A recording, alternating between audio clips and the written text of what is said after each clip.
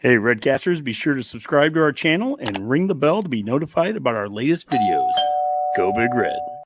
I think we're second in the Big Ten right now in turnover margin, right? I forget what the number is nationally. I just went through it with the team. So it's a good example of, putting your mind to something and getting it done. And, I think we've been a very physical team. We have a long way to go, to be the team that we want to be. The penalties, I think, like going into last game, we were 124 out of 134 in terms of most penalized teams. On the flip side, though, if you look at our games, we've had 47 penalties thrown against us. We've had 47 penalties thrown against our opponent. So they've been highly, highly penalty-filled games. Special teams is kind of a tale of two things, right? You have in the last two games, 5 or 6 balls put down inside the 10, punts down, that land inside the 10. I mean, you fake a field goal, you tackle them on a fake punt. So we fake a punt, they fake a field goal, we stop them. But then you have, 2 blocked field goals the week before. Obviously, you have 2 blocked punts. To ever have 2 blocked punts and not lose the game is almost impossible. I think our run game offensively is not where it needs to be. We're not hitting the home run plays. Welcome to the Go Big Redcast, the Husker Fan Sports Show.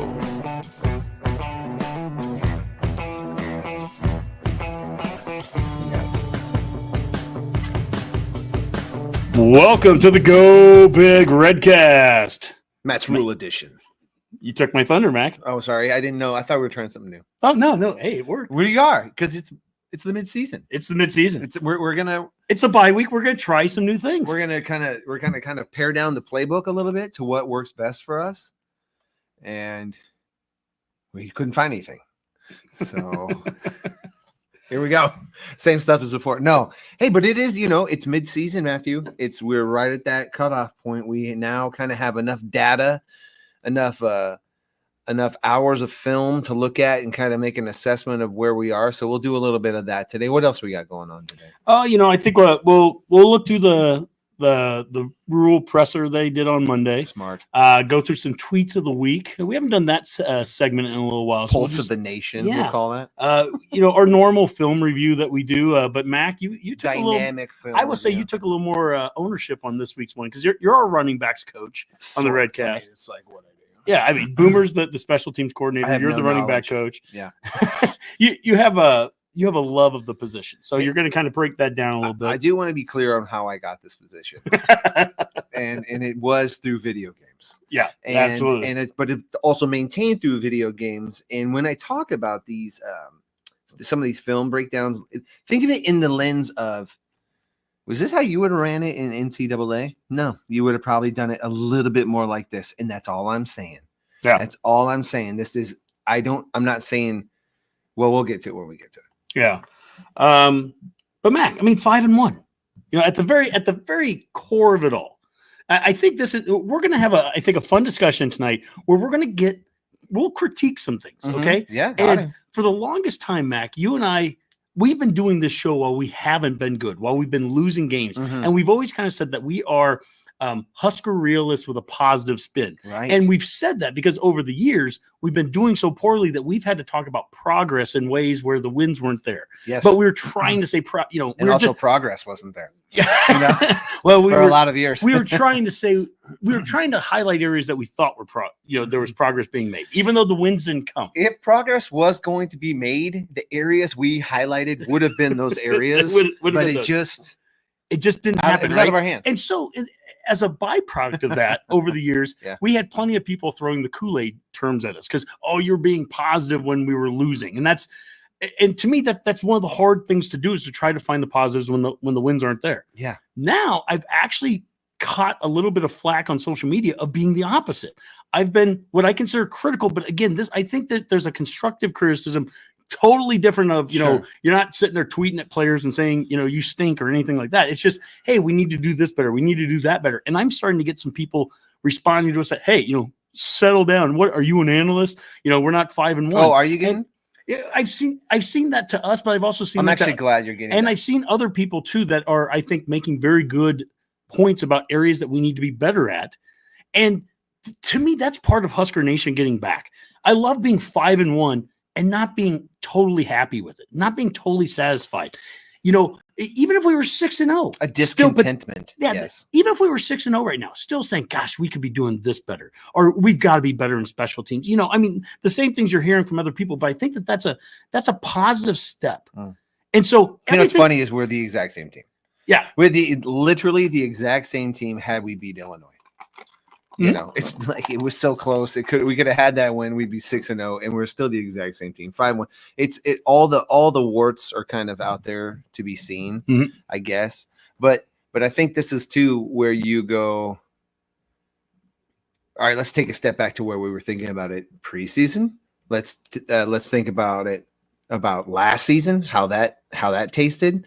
And, and really we'll look at some of the stats, the cumulative stats for the season so far. And some of that will kind of bear out a little bit of this, but I don't think it's a bad thing that once Husker fans see something good or see this team's potential, just like the coaches, and listen, the coaches have been talking about the team's potential, saying they're a good team. Well, okay. If you're a good team, your fans expect X, Y, and Z. And if they're bitching about those things, and they're like nothing that Nebraska fans are complaining about right now is outlandish, right? They're saying, hey, special teams should probably get better. That seems like a big one. It seems like maybe our running game needs to be a little bit more robust from the running back position. Like that's a fair criticism. You could look, So that changes. That's the thing about preseason. That's stupid because it's so dumb because you cannot predict how a fan base emotionally will feel about a team because you don't know. There's always every year, not just this year, even though we say it's this year's the most crazy, but it's every year. There's such a new team, such a new feel. You don't know what it is until about, I would say, a couple games. Probably about now. I mean, really about now is what we kind of know, especially with the new pieces we were breaking in with a new quarterback, how his defense was going to look again. Like there needs to be a prospectus. Is that even right? Well, no, a perspective. I mean, preseason wise, I hate that verse. Preseason rankings are silly. I mean, we're going to play in 2 weeks. They're fun. It's fun. It's silly fun. But it's a bye week right now, and then we come back and we play Indiana. And those preseason rankings had no idea that an undefeated Indiana would be playing a 5-1 Nebraska on Fox Big Noon. I mean, this is a big national game, right? This is Fox Sports. This is Fox Sports with potentially two teams that are going to be ranked, assuming that we would get into the polls after the bye week. We're number 27 right now this week. But on top of that, I think that the main point that I want to kind of set at the very beginning of this hour here, the very beginning of this discussion, is that everything when we critique the team moving forward during this hour, it is all with the preface that we understand that we're 5-1 right now. We understand that this is a very favorable position for Nebraska. We know this as well as anybody. We're happy about it too. We're extremely happy with those results there. We've done some things very well. There's some things that we need to do better. We'll see that with some of the stats here. But it all starts from that basis. But what I will say is the season gets harder as the year goes on. And there are certain non-negotiables that we have to be able to do as the season goes on, as we're playing some of the teams that we're going to be playing down the road. And so what was good enough to get to 5-1 isn't good enough to get you 5-1 the second half of the season. And so, so I mean that's the preface. That's fair. That's I think the preface of everything there. And again, is that a big expectation from a fan base to think, hey, you should be significantly better the back half of the season as a football team. Now, yes, the road is harder, but like, are we playing better? Are we kicking field goals at will? Are we not getting blocked punts? Like just stuff you could easily point at and go, yeah, that's better. That team was better, but we're playing better. That kind of thing. There's opportunities there for us to grow. I mean, we haven't put together a full game yet. This is kind of what's one of the perspective things is we got a team that's all got all kinds of warts, but a lot of kind of promise too, and a lot of kind of good stuff. And we're learning to be able to love this team with warts while they're winning. That's fun. I like that way better.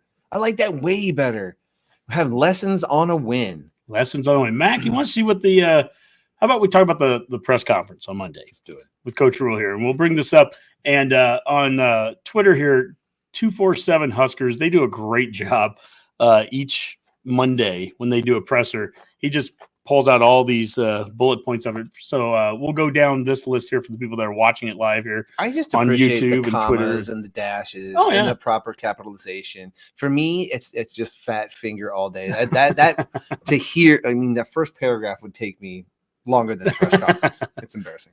Well, okay. So the team, first off, just from a scheduling standpoint here, with this being the bye week, they are practicing on Tuesday, Wednesday, and Thursday this week. They'll take Friday, Saturday, Sunday off, Nice. and then they come back on Monday. So an opportunity to get better today, yesterday, tomorrow, Thursday, that practice. Mac, what are things you'd be working on right now in this bye week? What are some things maybe that you'd be trying to do during the middle of the season? You know you have a bye week here. What do you want to accomplish in practice right now? I think it'd be a really good time to, well, number one, get healthy, get everybody as healthy as possible. So whatever that takes, there can be a lot of film reviews, self-scout. That would be a big thing I would do, is self-scout and look at where our weaknesses are and try to address those. For me, it's, having a good long conversation about what works in this offense, what doesn't, and who are we going to get the ball to and how often, and maybe not spreading it out quite as much as we've seen. I'd like to see us bring it in a little bit tighter and just get better at those. Do you think some of that maybe is also part of this first half of the season, is you're trying a lot of things, you're throwing a lot out there? There's been a lot of film we've thrown out there of a lot of different personnel packages and players. Do you think some of that is just to make other teams see a lot?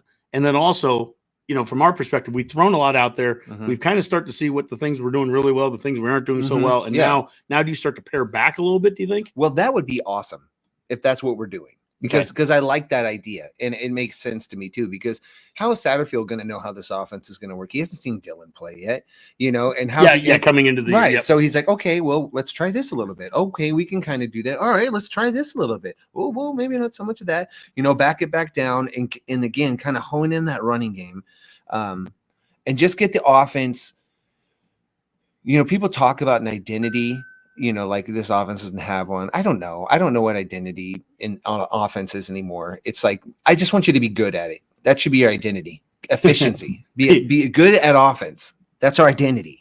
Whatever you run is a play that you run well. Well, here's an identity. And for anyone that was listening from the very beginning, we had some Coach Rhule's press conference, some of his highlights of it.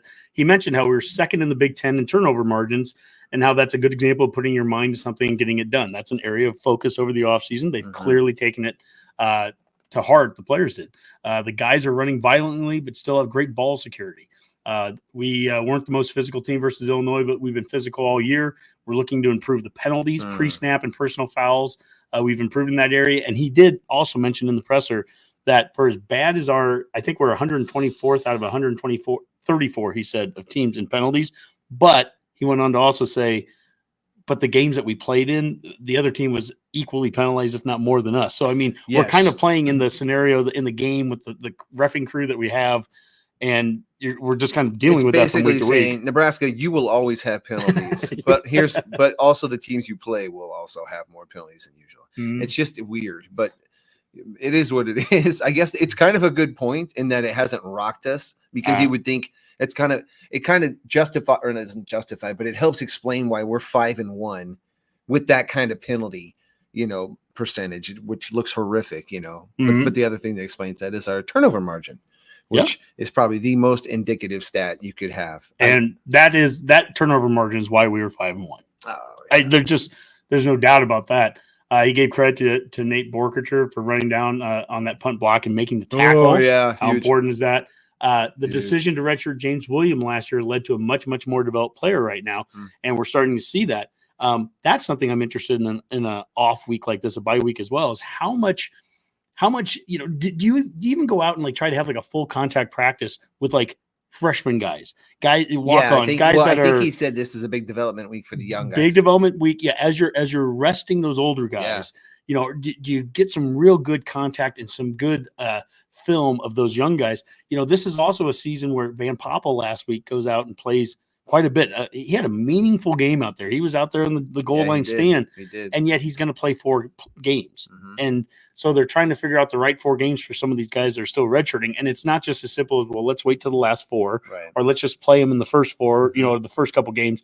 I mean, they're trying to be strategic and, hey, we think this guy can help us win this week. Mhm. And they looked at Rutgers as a team that, getting Van Poppel out there could be beneficial. And he played quite a bit in meaningful downs. Yeah, he did. Yep. He did.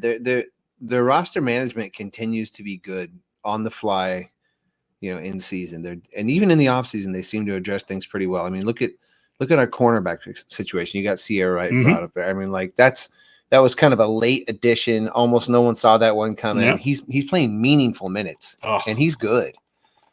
Just kind of stuff like that. We haven't done that kind of magic with a long snapper or a kicker yet, but once we do, boy, I'll tell you what, it's going to be problems. 12-yard runs have to start becoming 50-yard ones. We're going to talk about that, Mac, when we get to the film session. This was on also when I was watching it live. They wish they would have faked that first punt. They got blocked. I mean, right away you could see before the play, Rutgers shifted. They brought their guys in, and we didn't shift to counter that. Yeah. And it does become a numbers thing. Yeah. And so, it was good that we hit them with that one fake. As we talk about special teams, there were so many positive things this team has been doing on special teams, while they've also had some of the most bizarre and really bad special team gaffes. A game a punter has to have to turn the narrative around on the special teams unit this year is pretty impressive. And that's the kind of game Buscemi had. He had such a good individual game that you can't just say, willy-nilly special teams is garbage all the way through. No, it's like, he's a player. Well, we stopped a fake field goal. Yep. We got a fake punt. We had multiple punts that got down into the 10-yard line. And yet in the last 2 weeks, we've had multiple field goals blocked and multiple punt blocks. And, we've talked about crazy. We've talked about this on the Redcast for years, Mac. Urban Meyer made such a priority of special teams. He, as a head coach, he basically was the special teams head coach, similar to Frank Beamer, or, you see some of those coaches that really take an interest in that. And Urban Meyer, I remember one time reading a thing where he said, if you get a punt blocked in a game, if you block a punt, and he gave some crazy stat, but I'm going to believe him because it's Urban Meyer. He said, you win 90% of the time. So just all you got to do is block one punt. And that when he heard that stat, he goes, I knew I wanted to get so good at blocking punts, because how many other stats out there can be so indicative of an outcome, right? Now you have to do a lot of other things right to win. But the point is, he was like, teams that block a punt, they're going to win it 90% of the time. Well, then I'm going to block punts. We had 2 punts blocked against us, Mac. We should not win that game. Right. This is where stats don't work against Nebraska, because that stuff does happen to us, with some regularity, and we've won those games more times than. But it's you could almost forgive the long snapping at this point and call it a personnel issue, but those block punts are just, that's scheme to me. That's coaching to me. That's a problem. I don't like that look of it. We got our punter blasted. The best player on special teams we've already identified, and we got him blasted this week because we didn't protect very well. Oh man, when it was live, I thought he was injured for the season. It looked so bad. Now when you saw the replay, you could kind of tell that he actually got spun around. Punters getting spun around is a good thing compared to guys coming straight down on legs. Those are where you're getting broken legs and stuff. So that was I'm sure he's tight, but he's another one. Great time for a bye week. Oh yeah, get him in the recovery pool. Whatever you got to do. Stem cell research. I don't care. Get him ready to go. And also maybe it's time to hone in on his place kicking. Let's turn them up a notch. Corner says second half of the season has been the true struggle for the last 25 years. Honestly. Some years the first half has been too. So we've had it on both. Frost kind of had his first year, his second half seemed like the better of the 2 halves, but I know what you mean. Josh Mendoza says we have not clicked yet. Once the D and the O click together, it's a super team. Greg Stimple says, do you think we beat Indiana outright? We'll break that down next week, Mac, as we get to there. But I'll tell you this. I said it last week, and I'll say it again. I was more concerned about Rutgers than Indiana from a matchup standpoint, from the things that Rutgers wants to do, how they want to run the ball on you. Indiana has some really good stats right now, and their competition, although we have not our competition has not been far greater. You'll see that in strength of schedule numbers, but Indiana's opponents have really not been great yet. But more important than that, I think the style of play that they play, I just think there's a favorable matchup for us. I think that we're going to be able to be physical and be able to do some things against them. Say no more. Yeah. Let's go Huskers. Let's go back to tweets of the week here. And we did it last week. We're going to do it again. Speaking of stats here, Generation Red, Ken, we love you, man. Keep this going.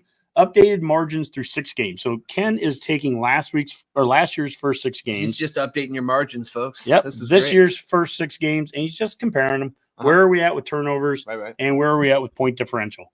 With the turnovers here, again, last year through the first 6 games, after we won at Illinois, and even in victory, we were -1 in turnover margin against Illinois a year ago, but we were -7 after 6 games. Barf. Okay, after 6 games this year, we just every single game we've either at least been even, Northern Iowa, or we've been +1 or +2. So we are +6 right now after being +1 against Rutgers. I like so we're +6 versus -7 a year ago at this time. The cumulative difference, +13 in turnover margin through 6 games. And that's excellent. I know the schedules are different and all that, but that's the difference between being 3-3 and 5-1. Yes, it is. Okay, scoring difference. A year ago at this point, after beating Illinois, we were -12 after 6 games.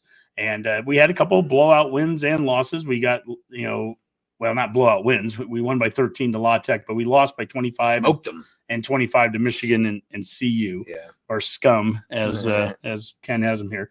So cumulatively, we would have been -12. Yes, -12 after 6 games last year.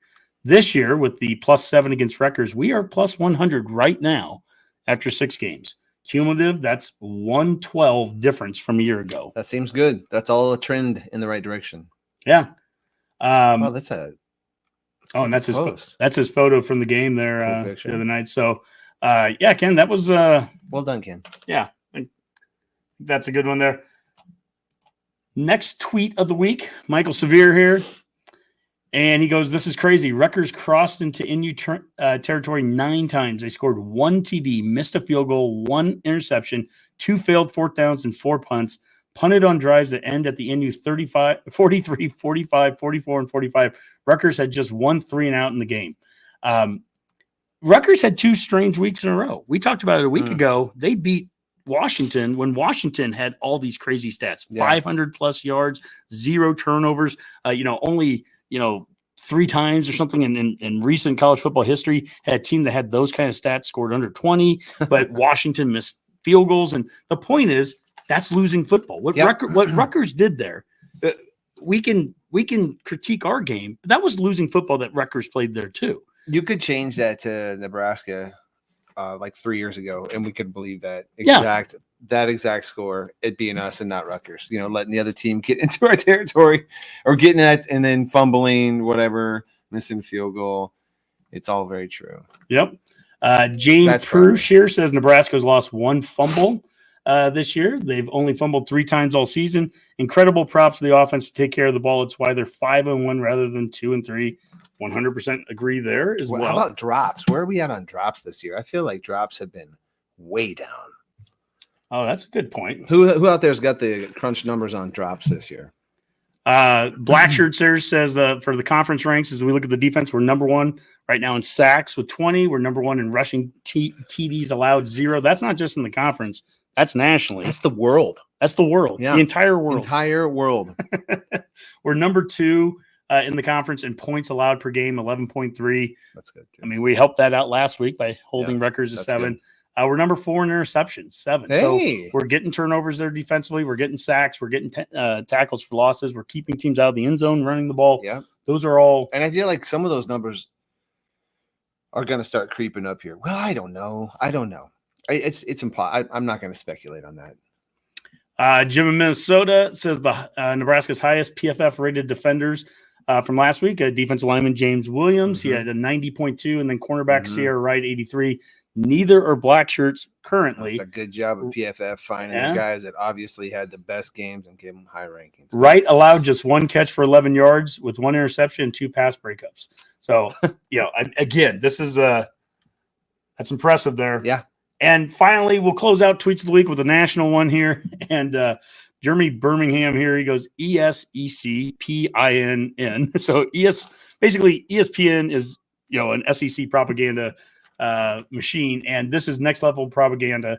They had on their website here, sluggish day for the top teams. Number 3, Ohio State had little trouble swatting away Iowa 35-7. Still, it had to feel like a loss for the Buckeyes, who are the first-ranked team to allow points to Iowa's offense since Michigan surrendered 2 touchdowns in a win over the Hawkeyes in Week 5 of 2022. Wow. To be clear, it was 35-0, and Iowa finally scored. Yeah. At the end of the game, Yeah. that what a slap in the face of. Yeah. Are you kidding me? Meanwhile, below it was Georgia, number 5. Georgia responded to last week's loss to Alabama with an entirely reasonable 31-13 win over Auburn. Carson Beck was 23 of 28 passing, and Trevor Etienne scored twice. Georgia wore down reasonable. Auburn rather than delivering any sort of statement. Masterclass. That is a masterclass. Entirely reasonable. That is the best. Oh my goodness, that was great. It was entirely reasonable, Mac. It is entirely reasonable for this score to happen, and there still be a really good team that deserves, a first round bye. Oh man, Cliff Castrol says, "Sup, What's Cliff? up? What's up, Cliff?" All right, so that's tweets of the week. Let's move on, Mac, to our film review. Dun, dun, dun. Okay. Bum, bum, bum, bum, bum, bum. Breaking down last week's game. Yeah, unidentifiable. Let's go to the tape. Okay. And the first play here, Mac, Ooh. we're going to show the first 3 here. These are all going to be Dowdell runs, and you kind of want me to highlight these. This is one where he's under center. Yeah. And you're kind of, I know you want to hit on where he's maybe not seeing some of the I holes just you think. question a little bit in these moments here where it looks like if you look to the right, he could have just sliced that right up the middle. Dante is running so fast towards the line of scrimmage. I feel like he's missing some obvious cutback lanes and holes. Now watch if he would have just busted it a little bit to the right. And we're watching in super slow motion, so let's try to be fair to him. I mean, is this something you would expect him to be like? When should he be seeing this? Right now. Like right now, he should be cut going off right of there, and Okay. and there's everybody's got their back to him. You're right. There's the back. And he could just cut right up there. That guy's engaging in the block at the yard to make line. So it's like, sometimes when we say we need to run the ball better, we do, but we need to execute the play a little bit better too and allow some things to open up. I think we've left some yards on the field. So in this case here, and again, for the people that are going to be listening, you're not, it sucks you can't see it, but he cuts back right there. You're seeing the backs of the guys right there. There is a 45-degree angle basically behind what would be the right tackle, I think that is. And then it just didn't look like any kind of, I don't know. He's very into getting contact, and I love that about him. But he didn't try to do anything here. But this guy just filled the lane, and he just like, well, all right, full speed into you then, I guess. See, it's the right guard, and then they pulled. He's already in the hole. So there's nothing there. So, I mean, at least look. Now, the thing with Dowdell, too, I mean, and we might be a little critical of him on a couple of plays here from a vision standpoint. All this could be wrong. Well, we might be a little critical from a vision standpoint, but I will say a very positive thing about Dowdell is he hits the hole. Well, he hits a hole.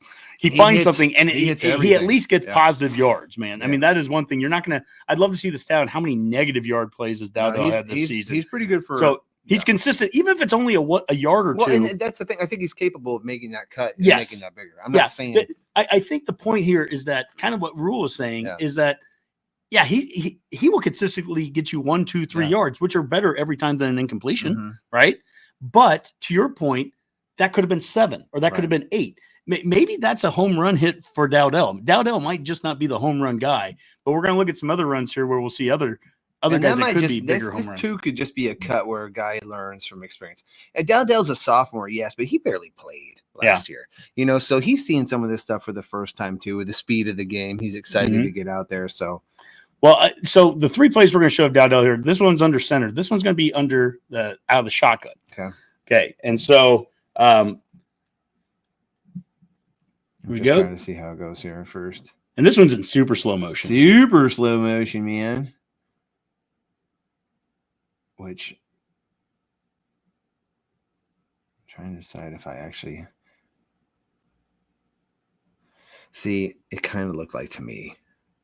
So you think he could cut that off left, and there's so for me, it's about trying to figure out where does he see that. When would he see this if he's starting to go to the line of scrimmage, the running back? When does he start to cut off left? Because right here, like immediately, like right there, he's got his back to him. He's got his back to him. He's got it sealed. Bust that hard right there. This is all in front, and that guy's crushing in. I don't know. Like I said, I don't know if that's how the play is designed, but it just seems like I see these seams open up a lot in our backfield, and nobody's hitting them. And we see a lot of plays where a guy cuts it right or cuts it left as if he has that option. But I've also seen Ramirez start to do that a little bit more.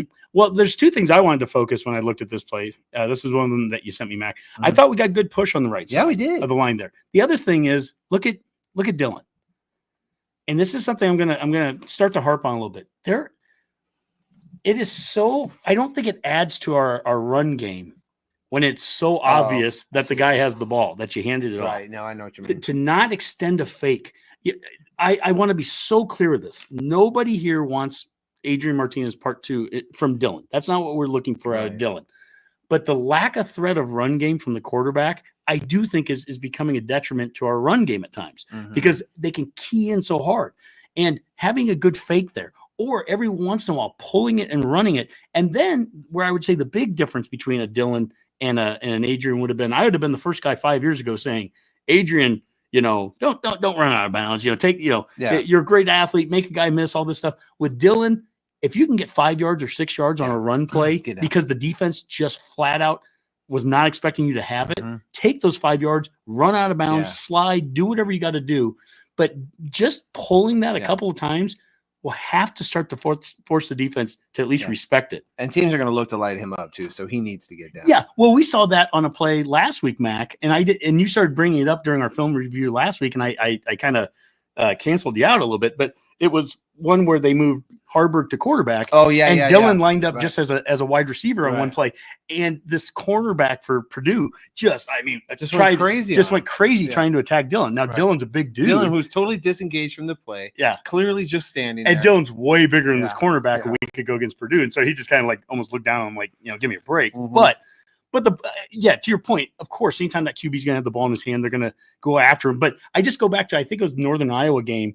There was like a 4th and 1, and they did the one zone read, and Dylan kept it. Yeah. And nobody even took him, so he went 10 yards untouched. Yeah. And that's what I want to see out of it. It needs to make another appearance. And on a play like this, even just the illusion of maybe a little bit of a fake, maybe that pulls one guy an extra yard off. Every little inch. Another point to this, though, is just look at the line's getting a push. The line, they're getting on guys here, and that's what I'm saying. I don't know that I feel like our running backs could be doing them a little bit more service here. Like right now, that seems pretty obvious to me. To go left, right there. I can see that, Mac. That makes sense. It wasn't out of his field of view, at all. So and if he was key, I just don't. I don't know the play 100%. But this kind of goes back to, I think, what Rhule is talking about is, that we're close in some places. How can you turn something into more of a home run? Right here, you're saying, as good a surge as we had on the right side, he kind of ran right into the back of him versus there was the potential right there to the left. Right now, if you're looking at it, a chance to cut that off left.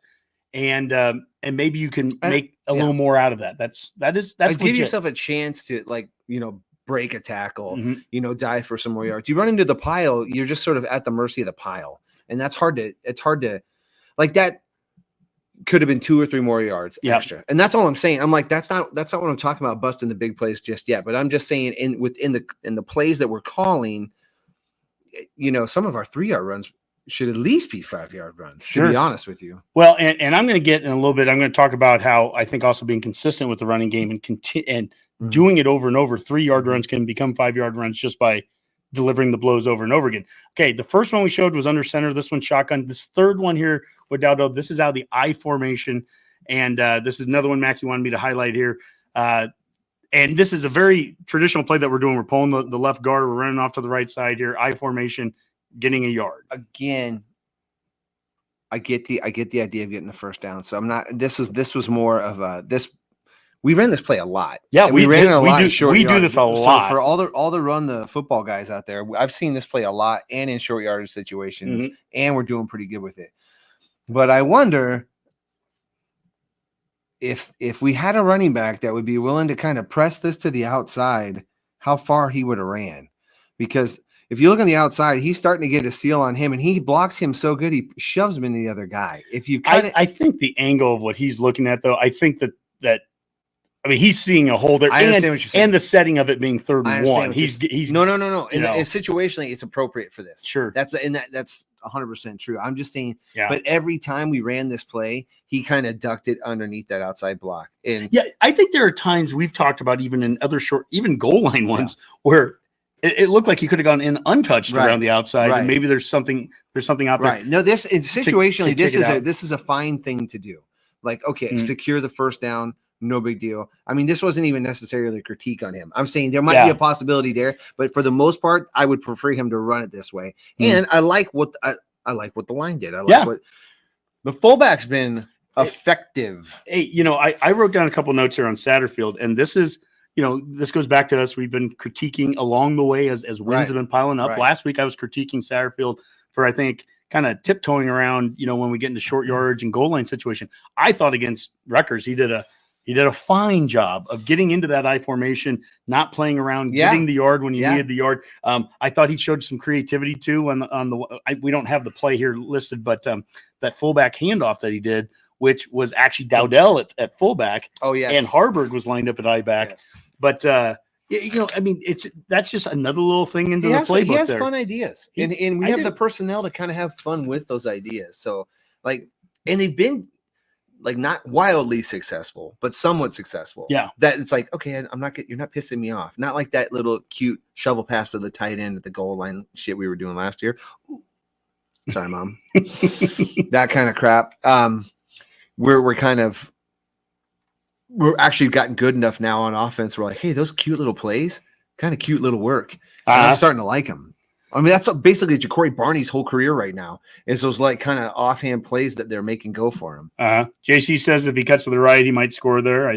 I just don't want to sound like I'm being are people seeing a little bit of what I'm seeing? I'm not trying to be overly critical, but like, are you guys watching the game sometimes going, dude, it looks like there's more there. And with the case of Dowdell too, we're talking about the one running back the only running back we have on the team right now that's in the top 35 rushing in the Big Ten. You know, so this is, again, these are what I would call constructive critiques of all of him. these things he's capable of. Yeah, I'll say that. These are things endlessly, but I will say this: Ramir is starting to run that way. Well, we're gonna show some of those. Jim says, Jim in Minnesota says, how you doing, Jim? We wish he could do what Ezigbo would do. That would be an ideal back right now. That's exactly. Justin Rogge says, I think Adrian was great hiding the handoff. There were many times he'd trick everyone. Yes. 100% true too. And every little nugget like that, a little trick here, a little hide. Even if Dylan can add that to his repertoire of things that he does, that can help the running game out. Did you see this? Oh, that's a really good. What's that? The Nebraska's had two different cornerbacks, Hill and Wright, ranked number one separect weeks. So that's interesting. That's pretty good for Butler. You know, for the new secondary coach. That is true. That's a. You know, I'm impressive. gonna show a different play than the one I had in order, just because I like what Willie says. We're going off here. script. Well, he goes the receiver. It's midseason, dude. The receiver blocked at least. Well, I want to show this one here, the touchdown. And this is the one to Bonner, the little inside reverse. And look at Barney up on top. Barney just went in motion, so he's in full speed as he's curving around top. So Barney's on top of the play. Look at this guy downfield here, Mac. Mm-hmm. Engage. I am so proud of that freshman kid there for that kind of block, that hit. That's what sprung this thing. And he didn't hold either. And he didn't hold. He made good contact. Yeah. And then I like how Bonner. Here's another one. He didn't even have to take the hit. I think he could have just ran to the corner.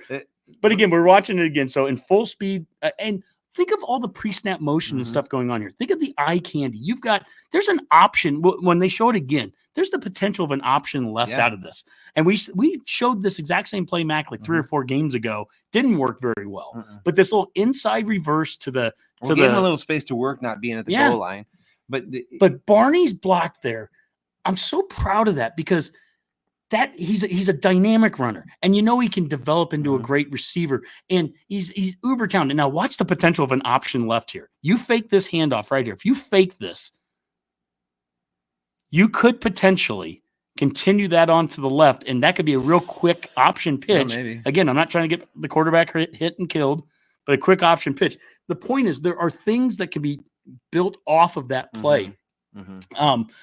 But it really, for me, it goes back to what Willie was saying about the wide receiver blocking. Yeah. That play there, Barney, who is not the guy I would have thought would be the best, that was an effort block. That was a good block. It was a clutch block. He's small. Yeah, well, that guy threw him off pretty easily, but it was enough of the effort and angle, and it was smart enough play that did score a touchdown. Watch the contact, though, that he makes here, Mac. And I know it's in slow motion. You don't get to see. He actually kind of stands the guy up here, and he stands him up pretty good, and he gets him back about 2 yards. And my point behind that is we said how guys have to become complete players. Alex Bullock has played quite a bit the last couple of years or couple of weeks because we needed, we needed improvement in that perimeter blocking. I've been critical of our perimeter blocking this season, and you can't just put Alex Bullock on the field the only time you're going to run, and you can't put Nair on the field only when you're going to pass. Right. You need, when you look at if Barney can make that block. What play can't he be on the field for? He can be there for every run. You want him on the field for passes. You want him that's a complete player, and he's a freshman right now, Mac. Well, the good news with that play is, regardless of what you think of the actual execution of the block, what's important is he went out and engaged it properly and with the right attitude, and it made a play. You know what I'm saying? Everything that he just did can be improved upon in the weight room and with experience. Yeah. But what you can't necessarily know is, he's going to go out there and hit the right guy at the right time and make it. He's doing that already. So it's like, all right, great, man. You're already doing the plays right. Yep. We'll get you bigger, stronger. This is going to go a long way for you, especially since you're constantly going to be in motion, and we're going to use you as a decoy. And then sometimes he's found a really nice niche in our offense right now that could be huge in just a year's time, even by the end of this year. On 3 has their midseason rankings right now, and they had their All-American freshman team, and Nebraska had 2 of them, Riola, and then Barney as an all-purpose back, and it's hard to disagree with that. Yeah, I mean, Barney's done a little bit of everything. He's very good. I love that play too, because that play, he won't get any stats for it. Nope. There's no stats there, but that's a guy that's making a play. Now here, Mac, you talked about Ramir a little bit earlier. Yeah, Let's see a couple of Ramir plays here. I actually, for some reason, in my brain, I thought this was Emmett Johnson when I watched it live, but no, it's Ramir, and it's the counter sweep out of the ace formation, dude. I freaking love this. Pulling the right guard here around. What? And okay, this is what I wanted to point out with this play. Is this the one that pops a little bit wide? How he delays here. This part's great. And lets Lutovsky get that block. Lutovsky had a great game. Lutovsky had a great game. But the way he right there, he misses that. That's the difference. That's the difference. But you see that guy right there, that guy that just missed. When we go back to the beginning of the play, and Ramir first takes that handoff, he does a little shake in the backfield, and that's the guy. Okay, let's watch it. So is it the right linebacker then? Maybe, I believe it's the right linebacker here. As soon as he fakes it, almost as if he's going to cut it straight up, and that gives this guy just enough. Okay, see that? That little hesitation there swept him in.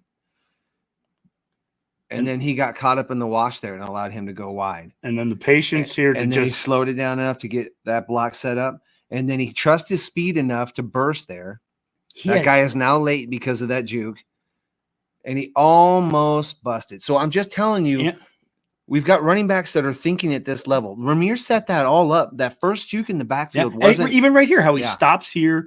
And then he goes again, his ability to kind of stop and go in different situations. Now, the left tackle here, Gatula, so true freshman or redshirt freshman, he's been playing a lot. He needs to stay square on his guy here. He let this guy get deep in on him, and we probably could have got.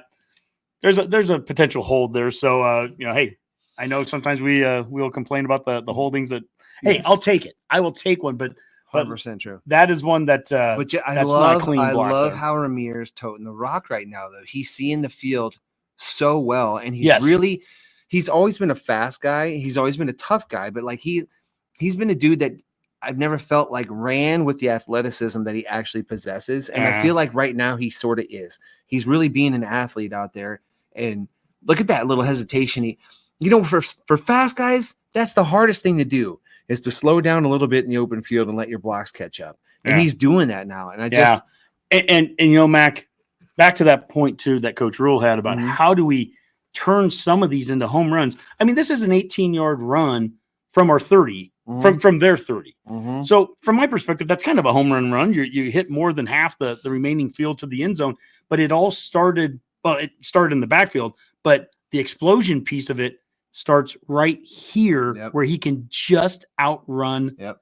this. We've been tackled right here Mhm. countless times. Just It's that 2 inches, Yep. and he's tackled right there for 5 yards or 6 yards. Instead, Right. he beats that guy, makes all these little moves right here, gets an extra 10, 12 yards out of So it. good. That's huge. Now, as you said, Ramir's seen the field well. Now, here's the long screen pass that he had. So, Yeah. Mac, what were your thoughts watching this one? I really like this play. This is another one of where I think Satterfield's having a lot of fun. What a throw by Nolan, too. And you know, using Ja'Cory as a decoy. Mhm.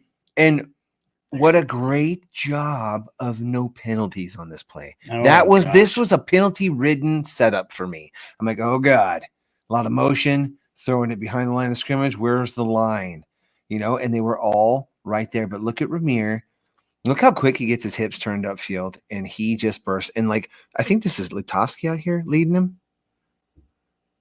He's got 5 yards between him and the back. This is so well set up. Lutovsky, I think he eats here. Yep, he eats. I'm like, well, you went really super slow-mo. Yeah. I like it stride for stride. I was trying something a little different this week, and this is slower than my other slow-mo version. So, but I mean, what a great play. now, And look at Ramir fight through all that. He's not going to go down. He's little. There's no way around it. He's a little guy. If do he you gets, agree? Brody here has a point where he goes, they've been trained not to turn the ball over so hard they're afraid of being creative. Do you think that's an issue at all? Yes. Okay. I mean, I do think they've that's done an a very issue. good. They've done, and Yeah. look, we've said they're 5-1 because they have not turned the ball over. Yeah. So I guess I'll start. It's a good starting point to say Mhm. they're not turning the ball over. Can you get, as we are in this bye week and as we're Mhm. getting into the second week, can you now train them after they've proven that they're not turning the ball over? Can you train some of that creativity, I guess, back? Man, I don't know. That's a really good question. Or how much of that is God given? Because there's some things that Dowdell just naturally seems like he does well that maybe the other ones don't. And then you have a guy like Ramir, and I think Ramir has some of the wiggle. He's got a little Amir in him. Yeah. But the problem has been that all of them have shown the ability to drop it or put it on the ground when they do show that other side of their running back nature. What we need to have is somebody new come in who can secure the ball and still be special. You know, like, I don't know. I don't know if they have that game. I don't know, but I do agree with you that a lot of the creativity is kind of taken away when you're totally focused on having the ball right here and tight and high, and it matters. It matters. I mean, I still think a lot of the creativity is God-given stuff, and we just have really different backs. What I'll say is, I think one of the most important things, I'll be the first one to say we have to run the ball better. We have to run the ball better, but we have got to run the ball more. It's a consistency thing. And Mac, I'm going to highlight a couple of things here. Okay. Please do. All right. I'm just going to go off the last 2 games alone. In the first half against Purdue, I was losing my head a little bit. It was 0-0. We hadn't scored. And we had, again, sack adjusted, 12 rushes to 20 passes. That's not Nice. That's not favorable. We should not be in that situation. 12 runs to 20. Which 20 game? This is against Purdue, first half. We come out the first drive of the second half. First drive against, which is already halfway through the third quarter. We're down 3-0, and 6 of the first 7 plays are runs. You know, we get multiple first downs. For all the people that we just don't have a good running game, you've got a running game doesn't just happen. No. You know, like on the first play, Like you do have Christmas. to develop it. You have to keep hitting guys. This goes back to the Coach Osborne era of like the first quarter. Sometimes plays are going to be 3 and 4 yards, and by the end of the game, they're developing 7, 8 yards. Right. So we came out in the second half against Purdue, 6 of 7 runs right away, and we got it going. Let's go. Let's fast forward here to the Rutgers game. Started Did we the score that drive? Yeah, we scored. Okay. And we scored on a pass, but even that was when we got into the we ran the ball in first down in the red zone. We threw a fade, which I get the fade because we were getting penalties every single time we threw a fade or any kind. Yeah. That was a weird game there. But the point is, we started that We should have possession. got one this game. We got It's things a terrible penalty. we got on a fade. things. Yeah, we got things moving in that second half against Purdue running the football. Against Rutgers here in the let's see, in the second quarter. First 6 plays of a drive, we had runs, 6 runs in a row. We got 2 first downs. We are moving the ball down the field. Okay. First down, we get in the shotgun right after that, take a sack. Second down, it's the bad INT. The bad INT. My point is not to not throw the ball. It has nothing to do with that. It's when I hear people say we're a bad running team or we can't run the ball, I'm sitting there watching that possession in the second quarter, and we moved right down the field, 6 straight running plays, 2 first downs. I'm like, okay, keep going. Right. And it was all kind. One of them, I think, was the fullback run to Dowdell. They were being creative. They were doing things. We were running it right at them. Keep it going. We get the ball back our next possession, second quarter against Rutgers, and for the first 3 plays, all runs. And we get a first down. Okay. So we're getting another run. This is 9 plays, 3 over 2 drives. You're painting a great picture. 3 first downs.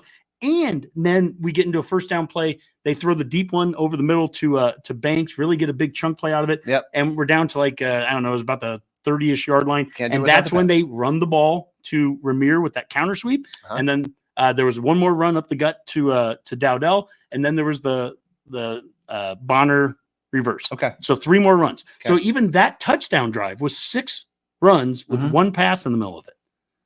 I see what you're doing. When you combine those 2 possessions together, there was 6 straight runs, 2 passes, an incompletion and an interception. There was 3 runs to start the next one, a deep pass to Banks that was good, and then 3 more runs and a touchdown. That is 12 runs out of 15 plays on 2 very successful drives of moving the ball. The only thing that happened bad there was a sack and an INT. So we run the ball. Well, I think it's a numbers thing, but then we get into the fourth quarter against Rutgers. We're up 14-0, and the fourth quarter starts. And Coach Rhule has talked about how we want to dominate the fourth quarter. We want to run for 75+ yards in the fourth quarter. We want to be the most physical team. And we came out in the fourth quarter and we threw the ball 5 times to start that quarter. Yeah, 2 interceptions or 2 incompletions that stopped the clock, which make no sense at that point. You're at 14-0. We ended up having to punt, which we faked the punt and then got the ball back and threw the ball more. And these are in terrible conditions. Like, I don't want someone to tell me that it was windy. I knew it was windy. Yeah. I sent a tweet out before the game. I was walking from campus to Haymarket before the game and walking by where they're building that hotel, that Drury Inn, the old Journal Star area. It's a dirt field right now. And we were literally eating dirt walking by it because it blew that hard. Like, this was not going to be a great day to be throwing the ball around. And my point with the running game is, I'm not saying there's not deficiencies. And we went through a film session where we talked about areas where we think we can get it better. But there is a point where it's also, you just have to commit to it. Well, I kind of think, I guess my overarching point is that we're not that far off, I guess. Is what I'm trying to say is, like, I see there's potential for this run game to come online and be pretty good. Like, would you agree? Yeah, I don't see a lot of the deficiencies that I hear. I see us get 3 yards here, stop. 4 yards here, stop. Like, to me, I guess, and I am run the damn ball guy. You are. And I'm also run I want you to, guy. And I'm not anti-Dylan in this. No. I do think that Dylan can help the run game out by being a little bit more mobile with his legs on fakes like we showed on that one play. If he ran the ball 4 times a game, 1 time a quarter, and didn't take hits, slid when he could slide, get out of bounds when he get out of bounds, I think it would open up things in the run game as well. But also in the pass game, when we get less creative in the pass game, what I mean by less creative, we just sit in a pocket. When we just sit in a pocket, there's no pre-snap motion, all that stuff. I just see more pressure on them. When I see all the pre-snap motions of when they don't know if Barney's getting it on a reverse or there's a fake handoff here or whatever, and then Dylan even does some little rollouts or moves the pocket. Man, I mean, that's, to me, that's hard to stop no matter what the play call is. As you said that, I was trying to think how much moving the pocket do we do with Dylan? Like, intentionally game planning. We do some. But like, that was the whole thing with Harburg. It's like, move the pocket around to get him, we could do that with Dylan. Dylan would be very good at that. I wonder if there's a reason. I guess, it cuts off half the field. That's probably the biggest argument. and whatnot. But it's like there are still, and again, we talked about it. Satterfield's learning him and this offense all at once. Hopefully they've got kind of an idea what they really want to do. I don't feel like we throw as many bombs as I thought we would. I don't feel like we throw as many skinny like posts down the middle like I thought we would. I don't think we throw it deep to the tight ends like I thought we would. I don't think, like Jalen Lloyd's probably just a product, or his lack of production is probably more of a product of other guys stepping up, but we haven't seen a ton of him either. We have got the running backs involved a lot more in the passing games, and it's been good. And the tight ends are coming online, but not. I still see like lots of, without changing personnel, without changing the scheme, without changing anything really, other than just choosing to throw those balls. There's a lot of potential for this offense. Yeah, that second quarter touchdown possession of 3 straight runs to get a first down, shotgun deep ball across the middle, beautiful throw by Dylan. Gets it right in between the zone and gets it to Banks. That's a 20-some yard reception. That's a. We're not just dinking and dunking you there. We took a big hit and then came back in 3 straight runs and ran, and scored a touchdown again.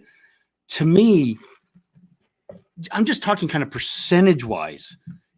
I'd like to see us be more on that end of things, as opposed to when we're sitting at 0-0 at halftime against Purdue and we've ran the ball 12 times and thrown it 20. Well, of course I agree with that. And that gets back to my point about this isn't just run the ball better. It is literally run the ball more.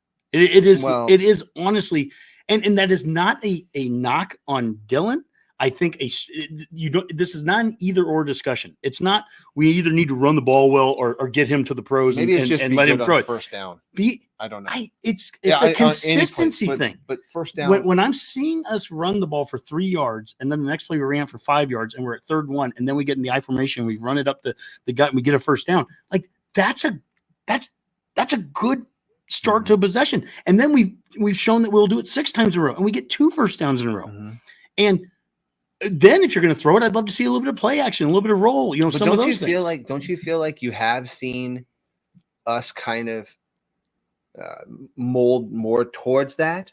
Well, as these last few games I'm highlighting 2 very specific possessions. At the beginning of the 4th quarter, we threw the ball 5 straight times and we're stopping the clock. Right, but like what I'm saying is what I'm saying is I'm not seeing the consistency of everything we did there. Keep doing that the whole game. Okay, keep doing it the whole game. Don't stop. Sometimes I feel like we are trying to be 10 different teams on offense, and there's some things that I think work really well. Right. And so in that possession there where we scored with Bonner, that's with Ramir being on the field. That's with Dowdell was on the field there. They did different things. And so anyways, well, I've probably harped on that enough here. But you also saw like almost all the short yardage situations we got under center. We got a fullback back there. I'm happy with that. What I'm saying is there is a somewhat of a movement towards that physical side. It's not just lip service, is what I'm trying to say. I completely agree. And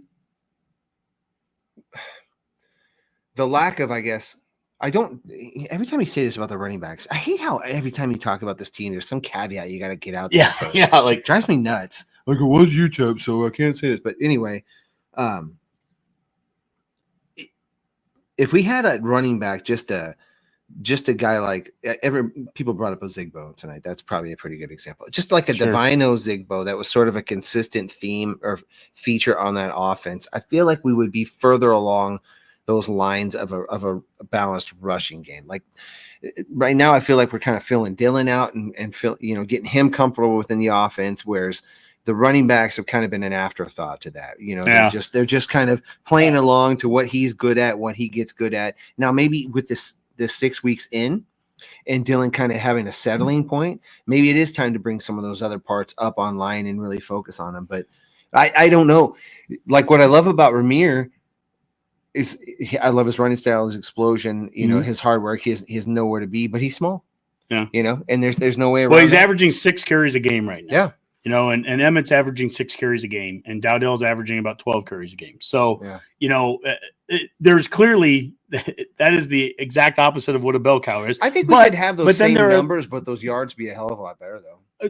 They could, and I think the numbers could also increase a little bit. I agree with that. That part I think can be true as well. So, at the end of the day, there we're 5-1.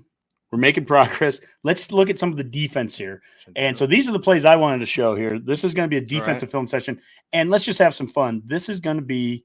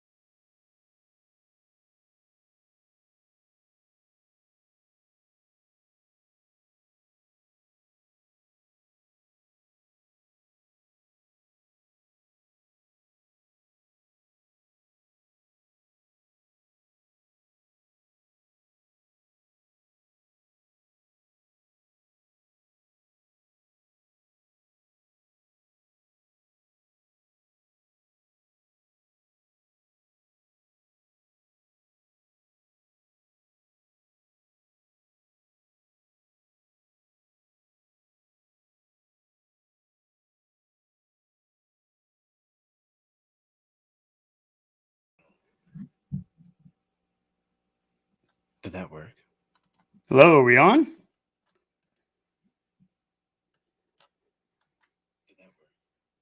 Hello, are we on? Okay. Looks like we are. Looking good, boys. That We're was back some on. fast clicking, man. Redcasters, if you're gonna see my man to my right going to Clicktown over here.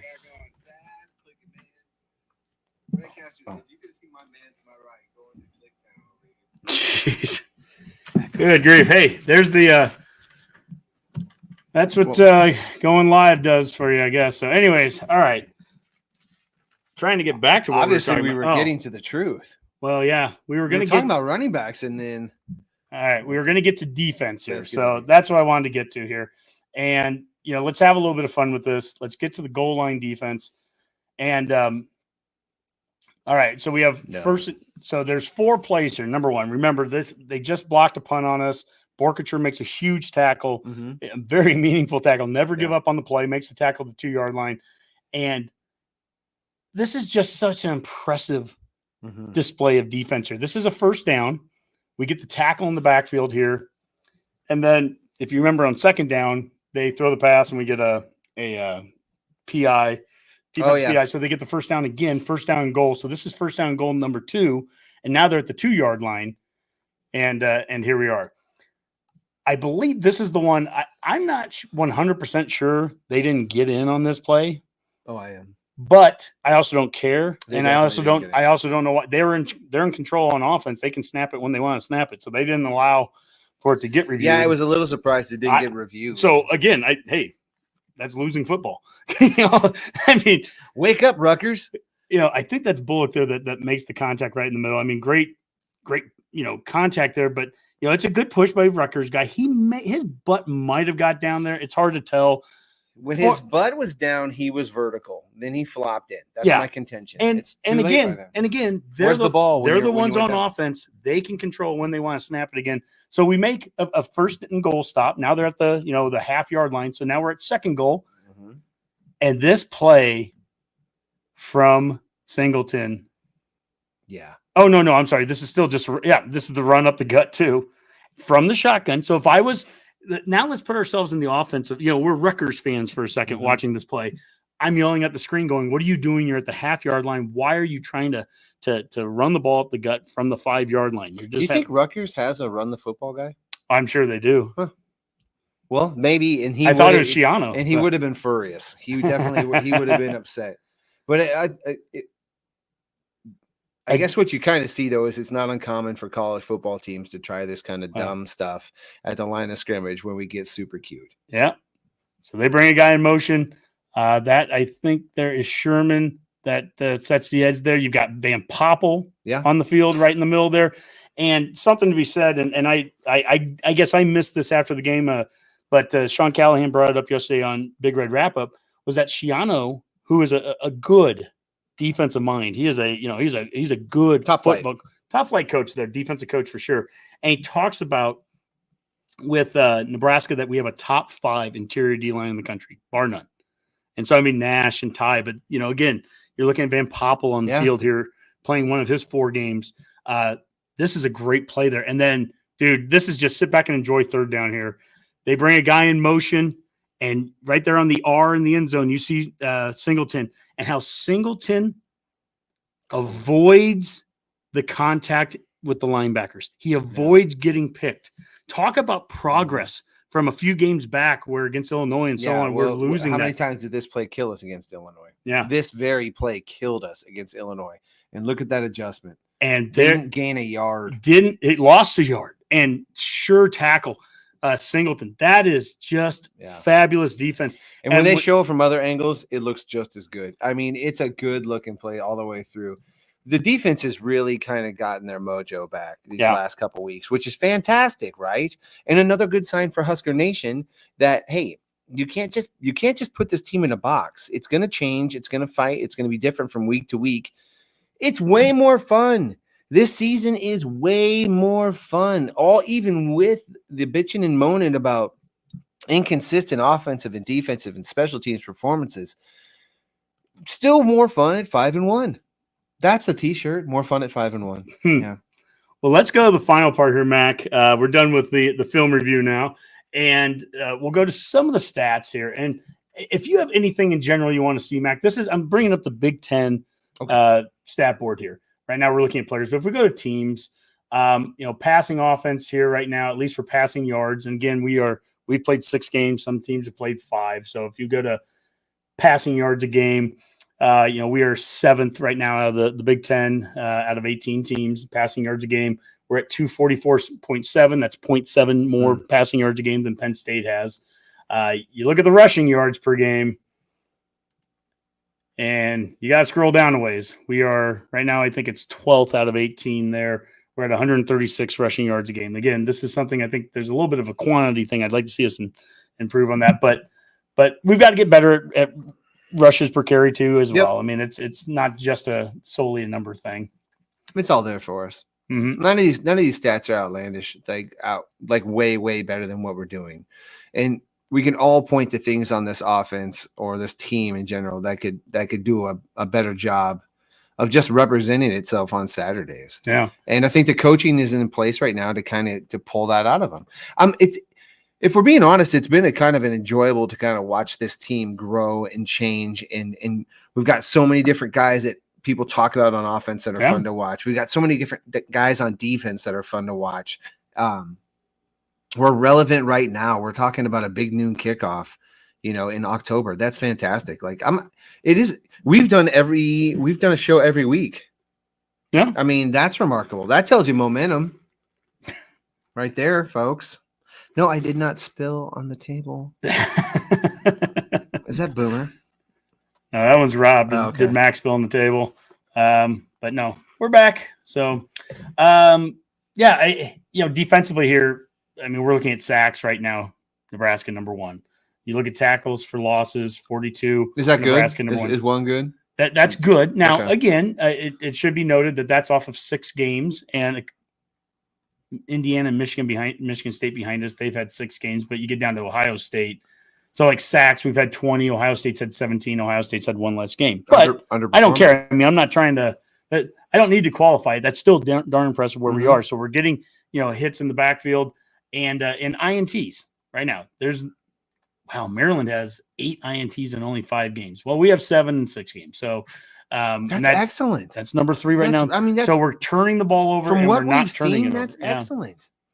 It really is. The turnover margin flip is tremendous. And it's been so satisfying, and now if we can go into the second half of the season and just maintain the trend, you can really start watching games with a little bit more enjoyment in your heart. Because sometimes I think if we're being honest, like in the tail end of games, you and me and a lot of Husker fans out there are just hoping the clock goes even faster and we don't screw it up. But like, I want to get back to the point where it's like, man, let's put one on these boys and see if we can get some backups in. Like I want to get to the point where we're the team they want to get off the field because they just keep scoring. Like that's where we got to get to. And I was thinking we were getting that way with Illinois. We got a little reality check, but that's okay too. The reality check for this team isn't that bad. The reality check for this team is still a better season than we've had in years. So it's like, all right, did we fulfill on every whisper of promise that we had as a team this year? We might not, but if we got a lot of them, and did we have a good year doing it? I mean, wouldn't you be happy with that, considering what we've been faced with? Everything we've said tonight, all the critiques and everything, is because number one, we think that we know a little bit of football. We think we do. I don't. Sure not. We're not analysts, but at the same token, I guess we watch a lot of football and we've done a podcast for 7 years. So we've stayed at Holiday Inn Expresses. Yeah, we've stayed at Holiday Inn Expresses.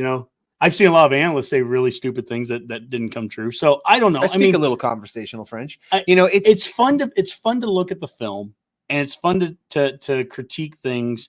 And it's really fun to critique 5-1 teams versus 1-5 teams. Right. We were 0-6 that first year under Frost. That wasn't a lot of fun to critique things. And we're not in that situation right now. Well, you really had to squint your eyes and smile and find the win within the win. We're finding wins on the scoreboard this year. The wins are actually on the scoreboard, and we're looking for things to be mad about within the game that we just won. And I'm okay with that. I love finding kind of the under radar things too. I mean, the Barney block on that play, or over the course of, go back and watch some of these past Matt rules that we've done here the last 6 weeks during this bye week. Go back and watch some of them. Watch some of the film sessions we've done. I love finding the little play within the play when Bullock a week ago, when Bullock prevents the guy from getting out and catching the screen. Like those are huge. Off script. What's an improvement you've seen by this team from last year, or maybe even from the start of the season, that nobody's talking about but that you like? I mean, I've got a number of things, but now I'm trying to think so deep here on it. I like some of the formation stuff that they've done here. I like how they've gotten more guys on the field in different settings. Mm-hmm. So a week ago against Purdue, it's Irvin lined up and doing a little jet sweep there at the goal line, gets down to the 1 yard line. This week, it's Harburg at I-back with Dowdell at fullback. Keep introducing things where guys are on the field in different situations. You can't always just give it to as much as we've said, like, can they pare some things down and not spread it out as much? At the same token, you can't only have the one guy on the field the only time you're ever going to do this one thing. You've got to be able to have multiple guys. I loved seeing Barney making that block because it didn't have to be Bullock. Bullock could have made that block every bit as good. But at some point, you need receivers on the field who are your pass catchers making great blocks. You need Bullock on the field, and he comes up with a key catch at some point. You need Dowdell, who's your power back, to be able to make one guy miss. And this goes back to where I think some of the plays you're showing, Mac, where you're like, Dowdell, you could cut that out. Mm-hmm. I know that's not his game, but he has to do it once. You just, at some point, you got to put it out there. You got to do something that's a little different. Mm-hmm. And if Ramir is the outside guy who can juke guys, then he needs to have that one great run up the middle. And I'll say it again with Dylan. Dylan's got to be able to run the ball once or twice a game or 3 times. He has to do something with his legs a couple of times in this second half of the season where it's a meaningful play, where he does something with his legs. Mm-hmm. And the point of him doing that is, I think that really is going to stress the defense. Mm-hmm. If a defense looks at Dylan and goes, oh my gosh, we we can't just key on that running back because if Dylan takes off, he might get 5-10 yards untouched. Yeah, it's all, especially if this wide receiver's also in this package and it's Bullock. So it's like, oh, they're definitely going to run. Yeah, I'm just going to key on the running back. Now, defensively, just so I can fully answer the question, if there's something I've been impressed with, you saw it a little bit there on the Singleton tackle. I think they have improved. You're not seeing as many of the picks that were really hurting us against Northern Iowa, against Illinois. So we seem to be avoiding some of those more. That's coaching, that's development.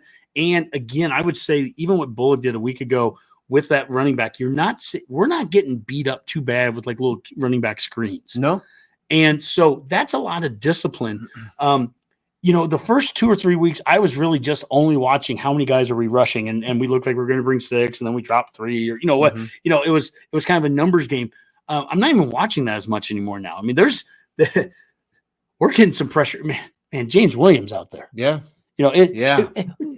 Actually, when you think about being a complete player, name a defensive lineman right now that you don't think can get to the quarterback. If Nash and Ty are just, big guys in the middle that are run stoppers, they're getting to that quarterback a lot. And then you're getting, Prince Wells out there. And, Judy's got some pass. It's incredible the amount of depth that they've developed there. And then this last week we're seeing Van Poppel. I'm genuinely impressed. So good answer. Yeah. Good answer. For me, I guess if I was going to say something that has improved, that despite the fact that his maybe his numbers aren't underperforming, I still like what I'm seeing out of Fedoni a lot. Yeah. I still think Fedoni's got a lot to give. And what was the stat Skip gave? He said one of his surprise stats was only 19% of our completions so far have gone to the tight end. And I don't know. I mean, I think I told you that, and you go, that doesn't surprise you necessarily. No. I think maybe like preseason wise, did we think that we were going to get the tight ends more involved? I think we've Nelson involved is Nelson. running backs more than we have. Yeah, it's not like lack of tight ends versus wide receivers. I think the running backs have contributed significantly more to that. Or however you might consider Barney when you throw to a guy who's in motion. It's just we're pretty creative with how we get the guys balls. Yeah. Who are your running backs when Bonner's running the ball for a touchdown? Who are your tight ends when Nelson's out there catching the ball? Right. And it's less about position. It's more about what players are getting the most touches. Yeah. And you're seeing who it is. It's the Banks, it's Neor, it's Barney, it's Dowdell, those kind of guys. Fedoni too. The only other thing I had on my list to talk about before we get to the parting shots, we saw what I hope is not going to be an issue here moving forward. We had some snap issues on some shotgun plays this last week. Yeah. Scott's been extremely consistent for us for 2 season and a half here that he's been here. He's a very good center. I'm not pushing any panic buttons there, but that certainly doesn't help Dylan when the ball is getting snapped up above his head. I don't know if the wind was affecting that, for cripe's sakes. That was a crazy, crazy day out there. I was a little irritated with the wind narrative, to be honest with you, because it seemed like it did affect us, and it bothers me that wind can really knock our offense out of the I could have told you walking by right before the game. That was a crazy, crazy windy game in terms of the sense, like even Shiano said he's never been in a game like that where it's that windy and it's not storming. It was a 96 degree sunny day for the most part, but it just had this crazy wind going through it. But the point is you have to adjust to that. Yep. And if it's hurricane on the plane, if it affects the shotgun, then you have to understand that and get under center. If it's if it prevents you from being able to throw the ball as much, I mean, weather conditions are going to always be an issue. I remember that with the first season of what game was it? We played Iowa, and we threw I think it was a 2016. We threw the ball like 40 times, and Iowa threw it like 19 times. And they had a quarterback who actually was a throwing guy, and we had and we had Tommy Armstrong. I think it was 2015. That game, and it's like, and it was played in an ice bowl and rain and sleet and all that. And it's like you have to be able to figure out conditions ready for those conditions for those games. We absolutely. Well, Mac, this has been a lot of fun here. We're gonna go parting shots and to it, Rob, since he's in the background and he's not prepared. Why not? Rob, you've been watching here for a little while. What were your overall takeaways from the game, and what are your takeaways from our Matt's Rhule tonight?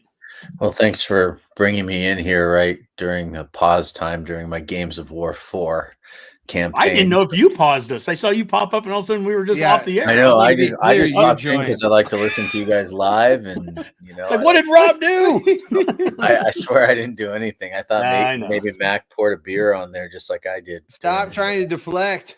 Nothing happened until your face showed up.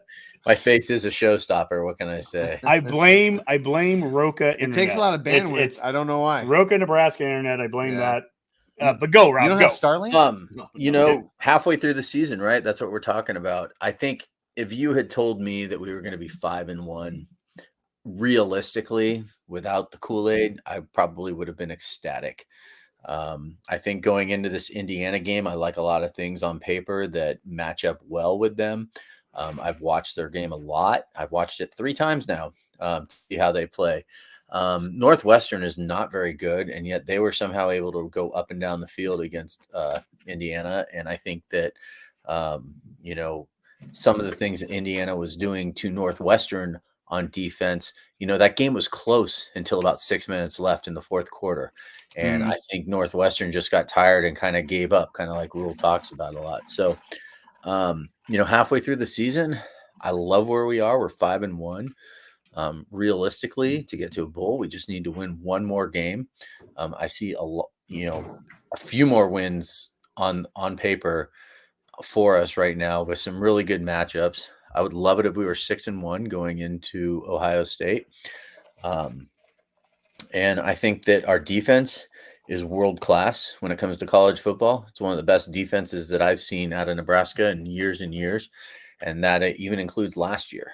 And I think that our offense has a lot of learning to do, but I mean, give me a break. We've got an 18-year-old kid in there who, he's a 5-star, but you know what? If you told me that we were going to be 5-1 with a freshman quarterback this year, then I probably would have chuckled a little bit, except Raiola isn't just any quarterback. And I think that we are looking like a team that is building for the future. Well, I'll tell you, of all the stats. Hey, look, you brought me in. I had lots of thoughts, Mac. All right. I wasn't even supposed to be here today. I'm not even supposed to be here. Out of all the stats of the Nebraska-Rutgers game, one that I do want to say really impressed me with the defense here. We talk a lot about Nebraska's running game. We had 97 rush yards against Rutgers. I wish it was more. We gave up 78 rush yards to Rutgers. Yeah. That's a team that wants to run the ball. That's a team that wants to be physical. We said it a week ago, Mac, that this was an important game. I've said all along, I was more concerned with Rutgers than I am Indiana from purely a scheme and a matchup standpoint, what they want to try to do. I'm very interested, and we'll get into this a lot more next week as we prepare for the Indiana game. Indiana has not come close to seeing a defense that's going to be as physical, as athletic as this team as this is. And that doesn't guarantee us a thing. I'm not making bold proclamations that we're going to go into Bloomington and just blow them out. It's not that. But I like how we match up against them.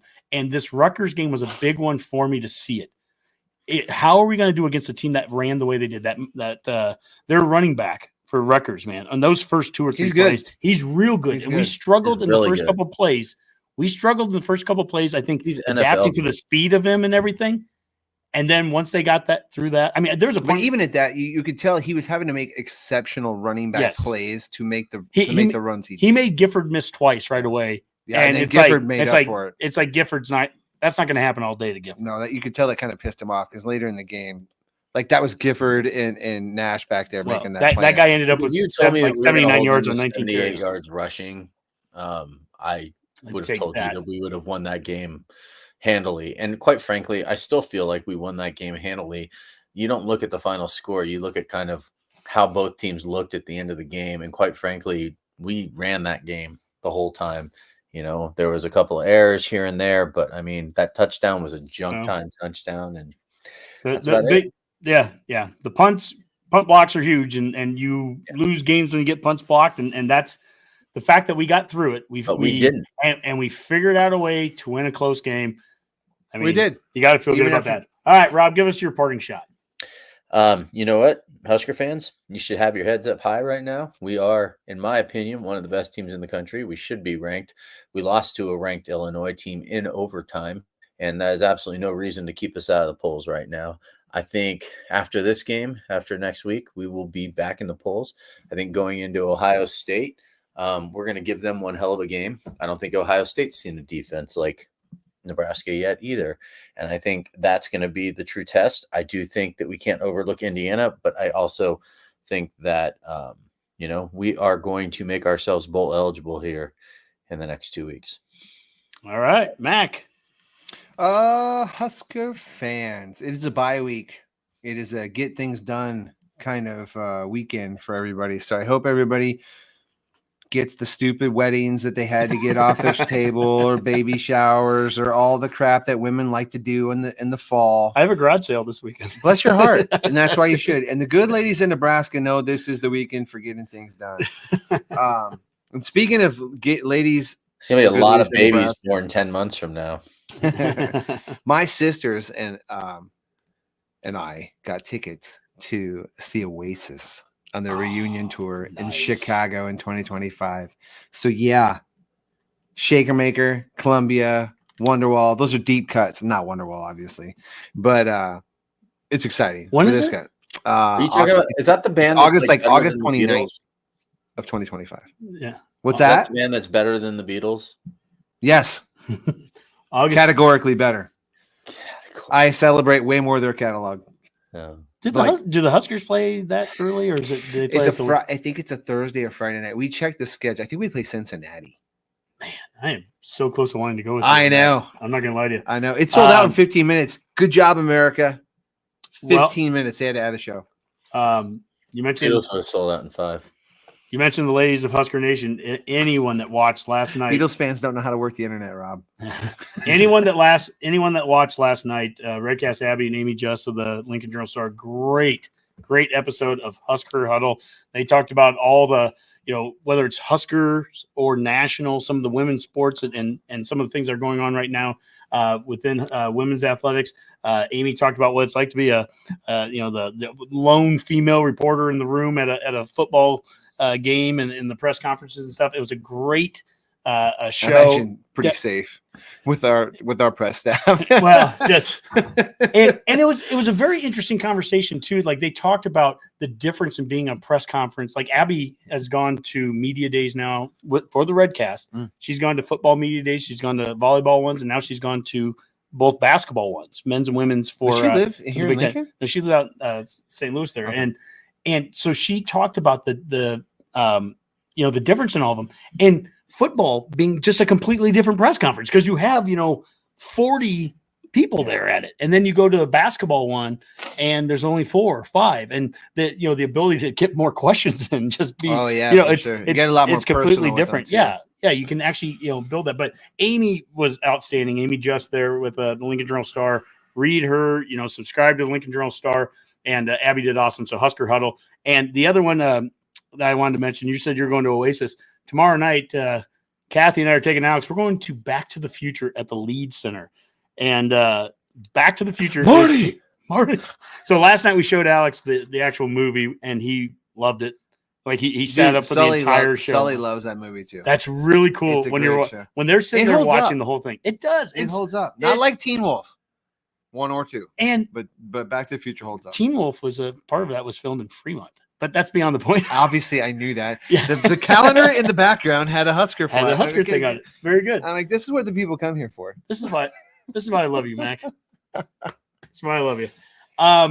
But Back to the Future. And also we kept talking about the whole numbers point of it. Yeah. Like 1985 goes back to 55, only 30 years. It's Uh-huh. almost been 40 years now since 85. Yeah, and like, totally gross. I know. Still Nike's Anyways, around. Yeah, Yeah. Nike. Yeah. Nikes are still around, and Jaws is still a thing. Well- Floating cars, not so much. So we got about 2,000 people watching live here. You've watched live as we shut down in the middle of the show I for about a appreciate minute. you Thank you hanging so tight. much, I would Redcasters. have jumped ship immediately. Redcast Nation, amazing. As always, you guys are awesome in your support. We feel it. It gives us a lot of energy when we're doing these shows. So thank you so much for doing fun, that. guys? Isn't it fun? We're talking about dubs. Yeah. Talking about dubs and ways to improve, get ourselves over this hump. We're going bowling this year. I'm confident. I mean, geez, is that even a thing to say? Well, right? Does it even sound like cocky to go? Yeah, we should go to a bowl game this year. We've won 5 games. We've lost 1. We're going bowling. Yep. Blah. I'll stick by my. Yeah, I'm not big into preseason predictions, but my one was that we will be bowl eligible by the time we go to Columbus, Ohio. I feel that way still. So can you confirm that? I can confirm that. Oh yeah. Oh gosh. Yeah. Yeah. We recorded all Digital this copy. stuff. We recorded this stuff. The interwebs. People could easily go back and look, right? Anyways, until next time, Rob, thanks for joining us here at the end here with the parting shots. And remember, Matt's rule.